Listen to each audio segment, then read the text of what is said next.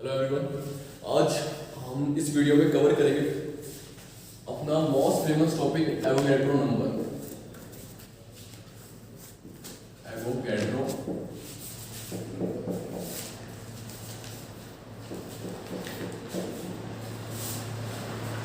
और गाइस, अगर इसे समझना है, ठीक है, तो हम लोगों को पता है कि 1 मोल किसके इक्वल होता है, जितना कि मोलर मास। ठीक है, अगर मुझे किसी का भी 1 मोल लेना है तो किसके इक्वल होगा, उसके मोलर मास के। ठीक है, अगर मैं एटम ले रहा हूँ तो एटॉमिक मास के इक्वल होगा, और अगर मैं मॉलिक्यूल ले रहा हूँ तो मोलिकुलर मास के इक्वल होगा। एग्जांपल, मैंने 1 मोल कार्बन लिया तो 1 मोल कार्बन किसके इक्वल है, 12 ग्राम कार्बन के। ठीक है, अब देखो 1 मोल कार्बन का कितना है हमारा, 12 ग्राम कार्बन।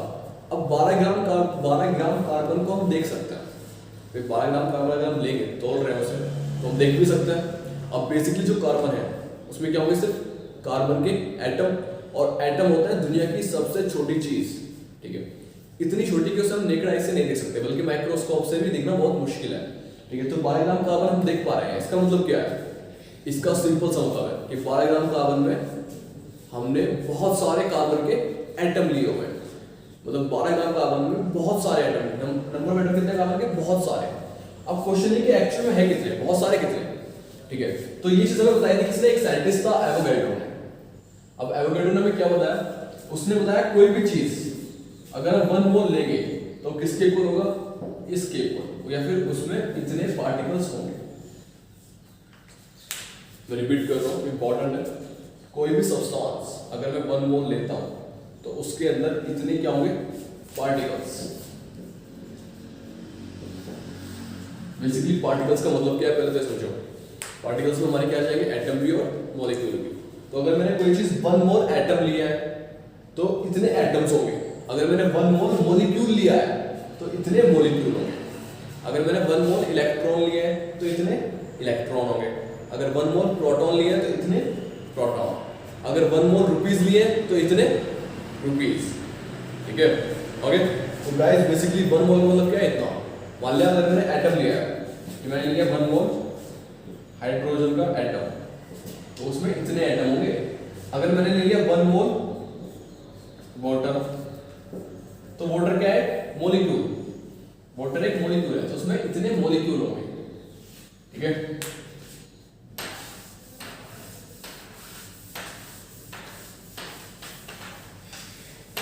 ओके। तो हमें पता चल गया कि 1 मोल इक्वल टू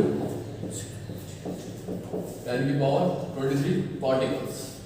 ठीक है, अभी जो नंबर दिया किसने दिया, एवोगैड्रो ने, इसलिए इस नंबर को क्या बोलते हैं, एवोगैड्रो नंबर, और डिनोट करते हैं इसे कैपिटल एन और कैपिटल ए। स्मॉल ए नहीं लेंगे क्योंकि क्या हो जाएगा, वो सोडियम हो जाएगा, तो हम क्या लेंगे, कैपिटल एन कैपिटल ए। इसका मतलब क्या होगा, एवोगैड्रो नंबर की बात चल रही है। ठीक है, अब हमें पता है 1 मोल में इतना होता है। अब हाफ मोल में कितना होगा, इसका हाफ कर देंगे, 3.011 into 10 की पावर 23। बेसिकली कैलकुलेशन के लिए आप इस चीज को नेगलेक्ट कर सकते हो, मतलब खाली 6 ले सकते हो, 6 into 10 की पावर 23 ले सकते हो। ठीक है, ओके। जब हमने इसे हाफ किया, हाफ करने का मतलब क्या है, इसे 2 से डिवाइड किया। वे जीरोस तो डिवाइड नहीं होंगे 2 से, सिर्फ ये चीज डिवाइड हो तो 0 है ना, 10 की पावर 23। इसका मतलब इसके पीछे इतनी 0 है। ठीक है, ओके। एक 0 पॉइंट पे डाला, एक 0 कहीं 0 को। ठीक है गाइस, तो सिर्फ ये चीज डिवाइड होगी, ये हम पहले भी पढ़ चुके हैं। तो हमारा क्या है, ये अगर मैंने क्या लिया 1/4 मोल,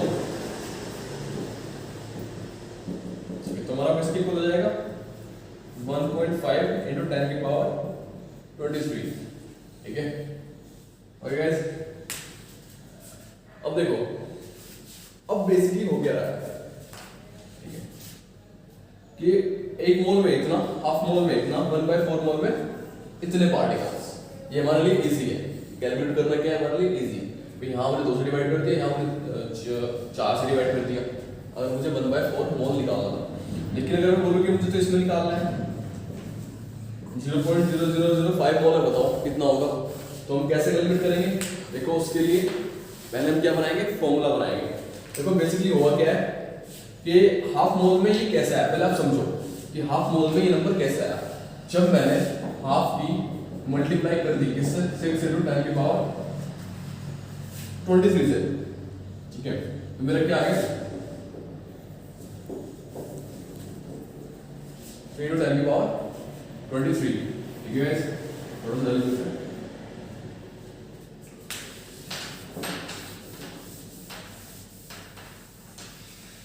हमने क्या किया, हाफ की मल्टीप्लाई की इस पे, भाई हाफ की मल्टीप्लाई करेंगे इसमें तभी तो ये आया हमारा, ठीक है।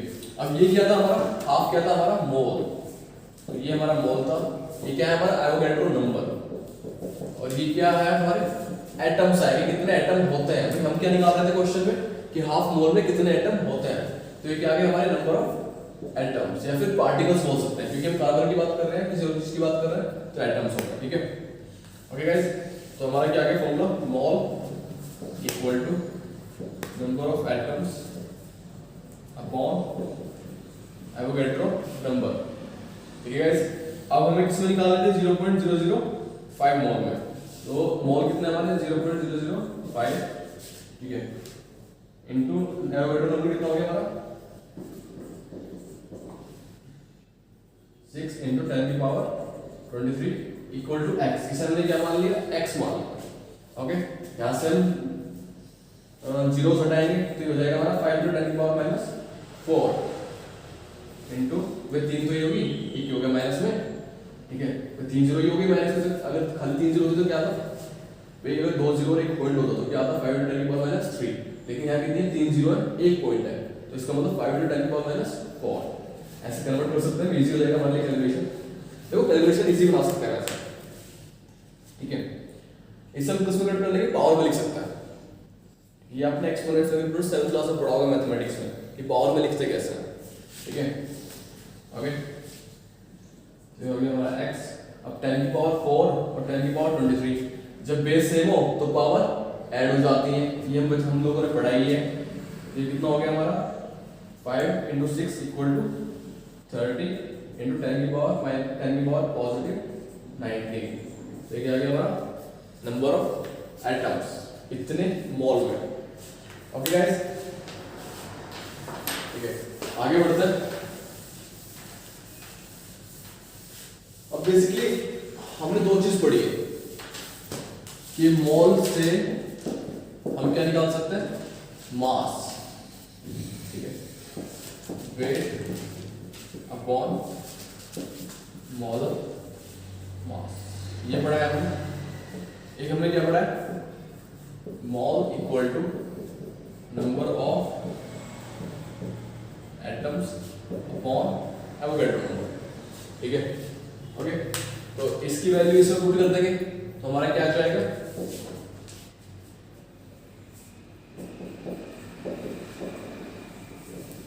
Number of atom upon Avogadro number equal to, weight को हम W लिख सकते हैं और मोलर मास को लिख सकते हैं स्मॉल है, ये बता चुका हूं आपको, ठीक है। तो ये क्या गया हमारा नया फॉर्मूला, जब हमने इन दोनों फॉर्मूले को मिला दिया। देखो बेसिकली इस फॉर्मूले से हम क्या कर सकते हैं भाई, अब तक हम क्या कर रहे थे, हमें मोल पता था, वेट निकाल रहे थे, ये तो हमें कांस्टेंट है, ये चीज तो हमें कांस्टेंट है, तो अगर मोल पता था तो हमें क्या निकाल रहे थे, वेट, और अगर हमें मोल पता है तो क्या निकाल रहे थे, नंबर ऑफ एटम्स।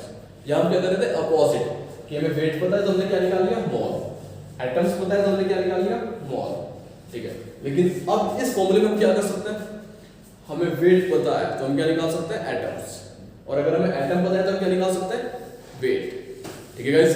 मतलब इस ये पता है ये निकाल सकता है, या फिर ये पता है तो ये निकाल सकता है, मॉल की जरूरत नहीं पड़ेगी इसमें, ये दोनों चीज क्या है, कांस्टेंट, ये तो एक नंबर है और मोलर मास हमें याद है, ठीक है गाइस।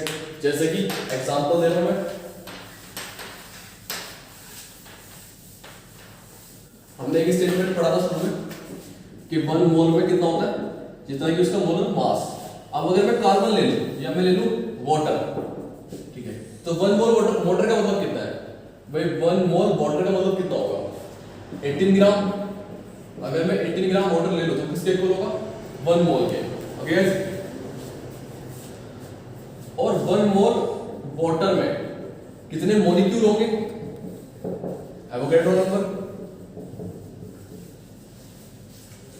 ठीक है। तो 1 मोल वाटर में इतना तो वजन होगा, और 1 मोल वाटर में इतने क्या होंगे उसमें मॉलिक्यूल्स, क्योंकि वाटर क्या है मॉलिक्यूल्स। मैं बार बार रिपीट कर रहा हूँ, ये मॉलिक्यूल है तो मॉलिक्यूल ही निकलेंगे, ठीक है।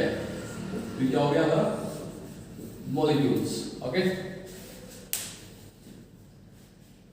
तो 1 मोल में इतना वजन और 1 मोल में इतने मॉलिक्यूल्स। या फिर हम ये बोल लें कि अगर मैं 18 ग्राम पानी लूंगा तो किसके इक्वल होगा, इतने मॉलिक्यूल के। मतलब 18 ग्राम वाटर अगर हमने हाथ में लिया है ना तोल के, तो उसमें वाटर के इतने मॉलिक्यूल है, ठीक है गाइस, ओके। और अगर मैं ले लूं यहाँ पे 9 ग्राम, 9 ग्राम का मतलब क्या है आधा पानी ले लूं, मतलब आधा मोल, तो किसके इक्वल होगा, इसके हाफ नंबर ऑफ, इसके अंदर कितने जाएंगे हाफ, ठीक है गाइस। तो अगर हमें वेट पता है तो क्या निकाल सकते हैं, मॉलिक्यूल और मॉलिक्यूल पता है तो क्या निकाल सकते हैं वेट, ठीक है। कुछ एग्जांपल से वर्क करेंगे, एग्जांपल देख लेते हैं। एग्जांपल क्या है हमारा, calculate the number of particles in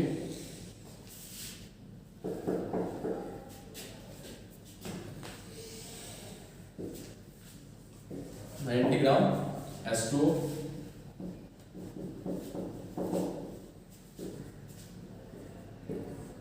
49 gram H2SO4,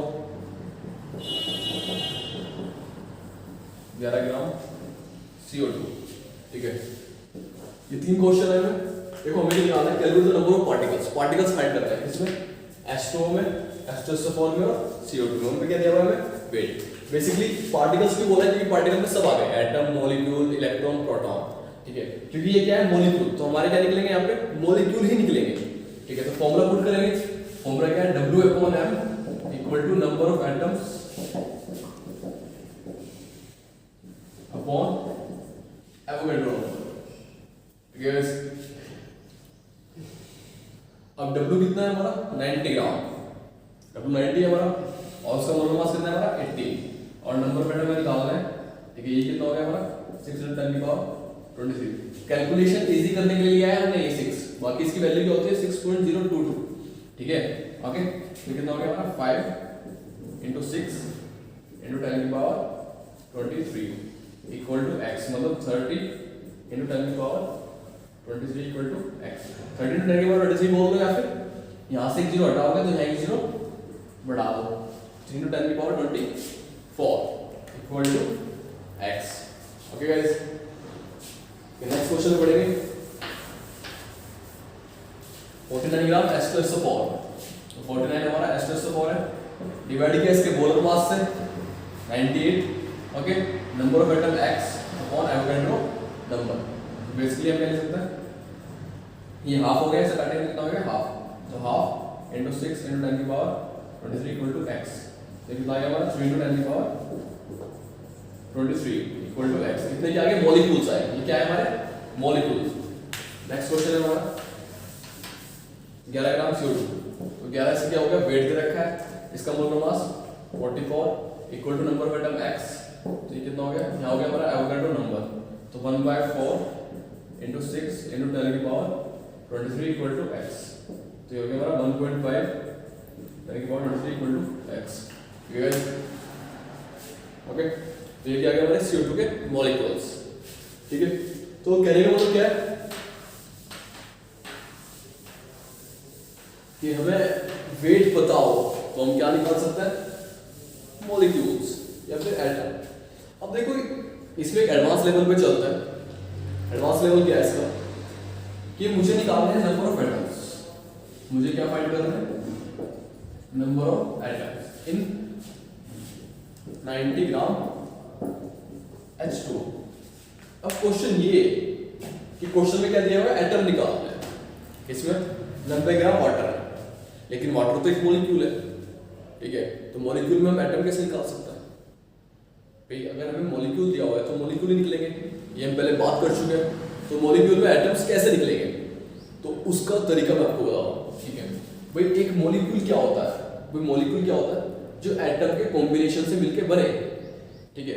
तो ये मॉलिक्यूल किससे बना है एटम से। अब सवाल ये कि कितने एटम से बना है, 3 एटम से। एक मॉलिक्यूल में 3 एटम है, हमें दिखाई दे रहा है यहाँ पे ना हमारा, ठीक है। तो 2 और गिनती आती है यहाँ पे, तो दो एटम कितने, हाइड्रोजन कितने, दो एटम, एक एटम किसका है, ऑक्सीजन का। टोटल एटम कितने हो गए, 3, मतलब एक मॉलिक्यूल 3 एटम से निकला बना है। तो अगर मैं ये पता कर लूं कि 90 ग्राम में कितने मॉलिक्यूल होंगे, ठीक है, तो हम क्या करेंगे, उतने मॉलिक्यूल को 3 से मल्टीप्लाई कर देंगे, तो हमारे क्या जाएंगे, टोटल एटम।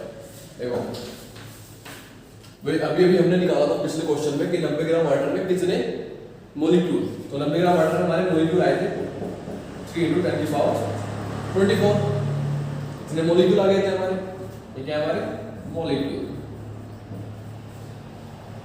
अब एक मॉलिक्यूल में, वाटर के एक मॉलिक्यूल में कितने एटम, 3 एटम। वाटर का जो एक मॉलिक्यूल है, सिर्फ एक मॉलिक्यूल कितने एटम से बना है, 3 एटम से बना है।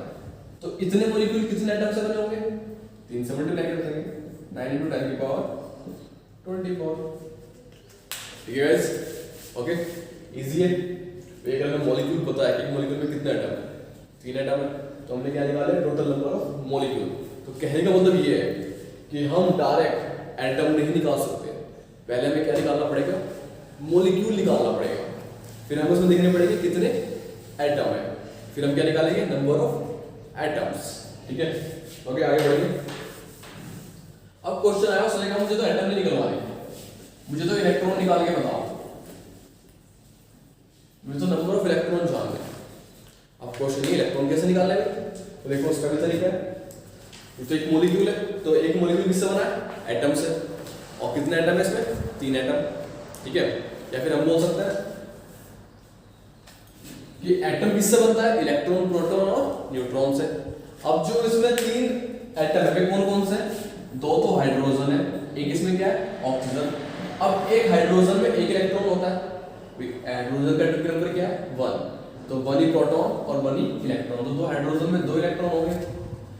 एक ऑक्सीजन में, ऑक्सीजन का एटॉमिक नंबर कितना है, एटॉमिक नंबर कितना है, 8, तो एक ऑक्सीजन में 8 इलेक्ट्रॉन 8 प्रोटॉन, मतलब 8 इसमें क्या हो गए, इलेक्ट्रॉन।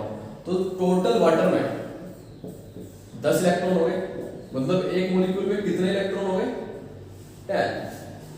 तो वाटर का एक मॉलिक्यूल, तो हम लिख सकते हैं 1 molecule of H2O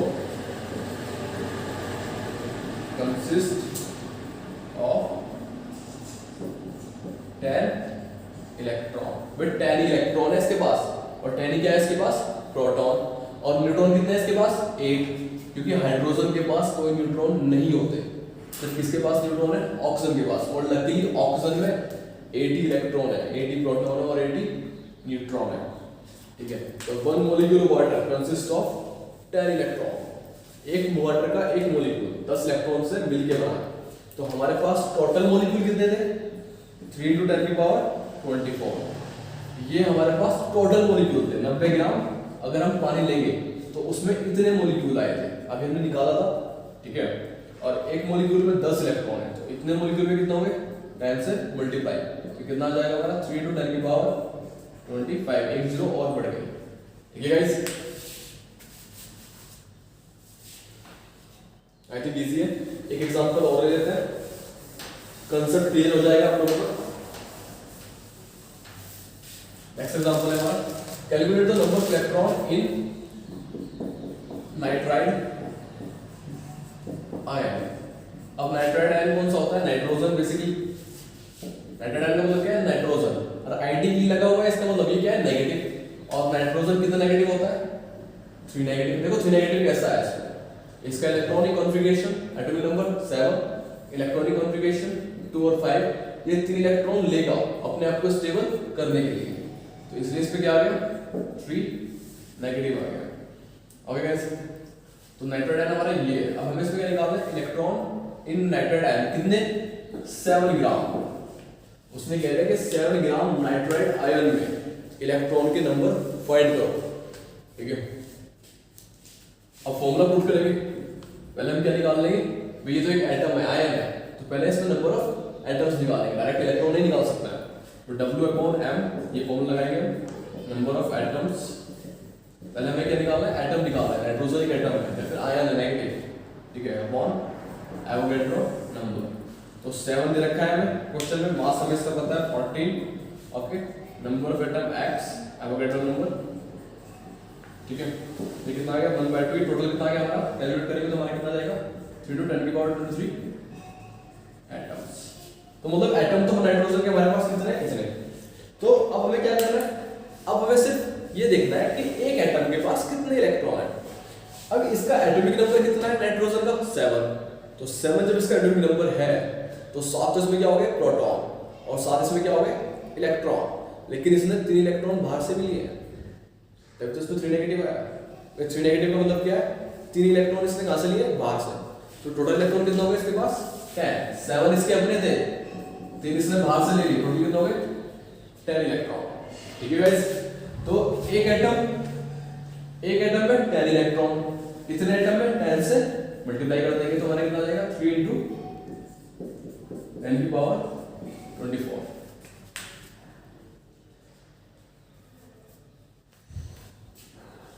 ठीक है गाइस, तो एवोगैड्रो नंबर ये टॉपिक हमारा कंप्लीट है। इसके बारे में थोड़ा सा और बता देता हूं आपको।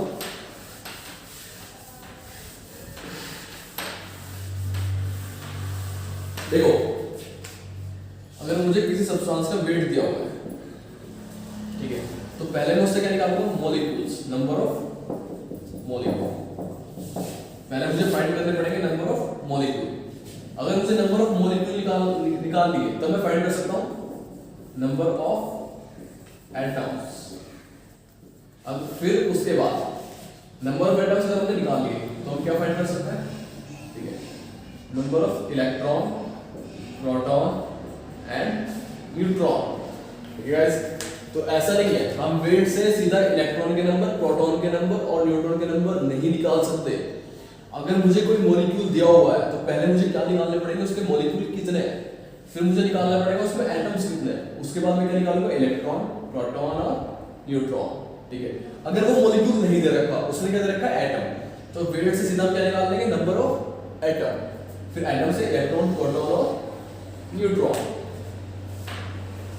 ठीक है, एक कुछ लोगों को डेफिनेशन इंपॉर्टेंट होती है तो डेफिनेशन बता देता हूं, एवोगैड्रो नंबर की डेफिनेशन।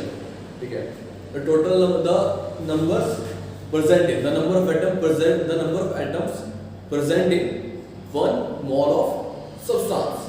भाई एक मोल सब्सटेंस में जितने एटम्स प्रेजेंट हो रहे हैं उसे हम क्या बोल देंगे एवोगैड्रो नंबर। और गाइस, अगर आपको वीडियो पसंद आई है तो लाइक, शेयर और सब्सक्राइब कीजिएगा।